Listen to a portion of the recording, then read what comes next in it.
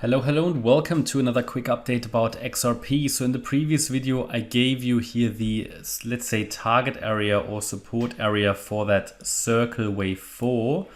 We have reached that now. I gave you a small micro support area as well as a signal level to indicate when this, third wave is finished. That was broken. I took it off the chart already. That was sitting here somewhere. We said as long as that's holding, it can still squeeze a little bit higher, but it was getting towards the end already. We had 5 waves up here in yellow highlighted. So the idea was that we need to be ready for this 4th wave support area between the 50% retracement and the 23.6 retracement. That's where you typically would expect a C wave to get to into this range, yeah, or a wave 4 actually. So an ideal target for a 4th wave is usually the 38.2 retracement. That's at 50.3 cents. Now, it could very well be that it still gets there, because that is just probability-wise the most likely target that you would expect for such a wave 4, right? So let's see if we get there. We already reacted to, and that shows how relevant these fib levels are. We already reacted to the 23.6 fib level here. What else is there to mention? So yeah, I mean, I have no clear bottom signal. I've seen a reaction, but yeah, it's a bit difficult to put a micro count on this now. I mean, you can in a wave 4 sometimes plan for a triangle. This doesn't look very triangle-like. Could be that this here was just the A wave, here a B wave, and we might head down and see later. So I don't really want to put too much micro count stuff on here because corrections can morph quickly into different patterns, and many people don't understand this, and they always think the corrective pattern ABC needs to work out as it's indicated.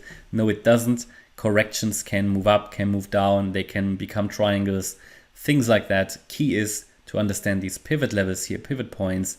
And as long as the 50% retracement of the 3rd wave, which started basically down here on the 18th of March, as long as that is holding, we can focus generally on higher, and it should push a little higher over the coming weeks. But condition is that the 47.7 cent level is holding, right?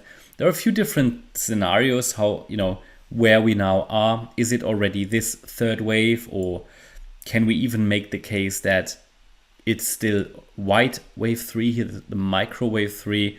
But I'll leave it like this for now. Either way, both would be bullish scenarios anyway, so there is no reason to change anything.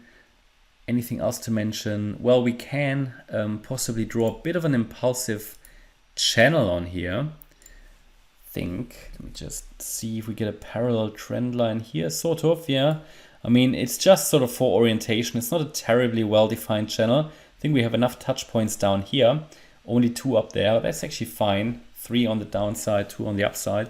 It might guide us, So as you can see here, pulling back deeper into the orange support area would not necessarily be a problem. It could just come down, hit channel support, and then rally again. But yeah, this is a bit speculative. Key is against 47.7 cents, we can focus on higher.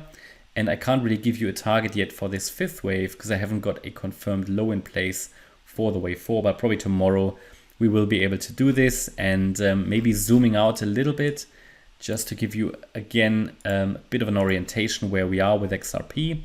Did highlight to you in the previous video that this move, which started in June, was probably just an A wave to the upside. We also had at the time here a bit of a rally out of the blue.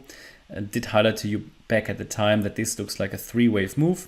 We need 5 to confirm that we have a bottom in place. Didn't get the 5, we only had 3. So we came down in B, made a new low, and at least compared to those lows in August. And we're now rallying in the anticipated impulse. Yeah, we've been talking about that since January, that we can expect a rally here because we counted 5 waves up, a wave 2 to the downside in 3 waves, and now the 3rd wave rally is unfolding. 3rd wave of a C wave, yeah, don't get me wrong. So I'm currently counting this still, yes, bullish, but as a C wave. Well, it's an impulse, yeah, And the idea would be after this C wave, we might still get another low. Disregard the time here, I need to update that. We might still get another low, but we take it level by level. So at any stage, I will give you the key support areas which the price needs to hold to generate further upside. And at some point, we will come to the decision point where we can say, okay, we've got 5 waves up of this January low, 1, 2, 3, 4, 5, something like that, yeah.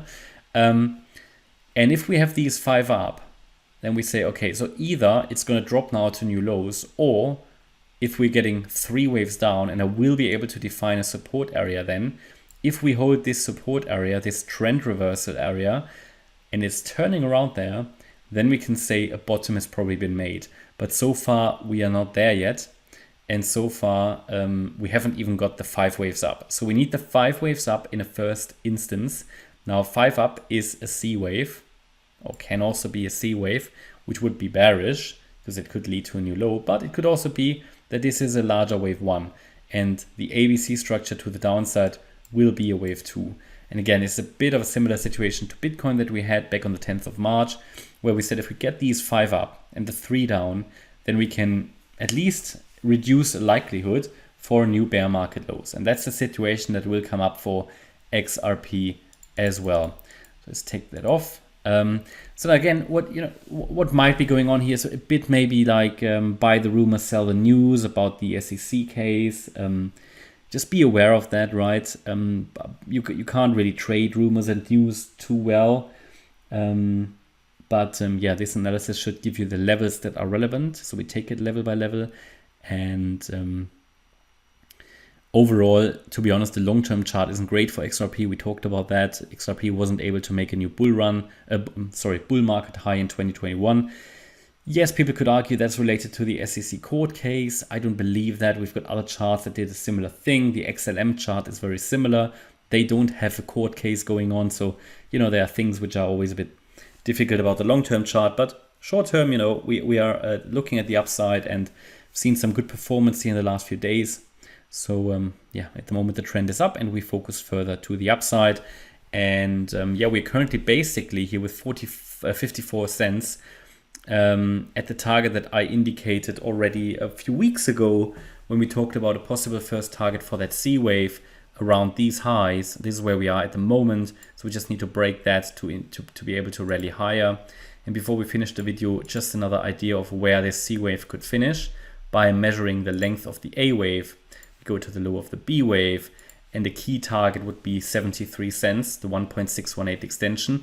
If we can rally above this, this was the target I think I mentioned, around 57 cents. We're very close already. All right, that's my update about XRP. I hope you liked the update. If you did, please hit the like button, leave a comment and subscribe. And if you really like the content, then please check out the channel membership. Thanks a lot for watching. Bye-bye.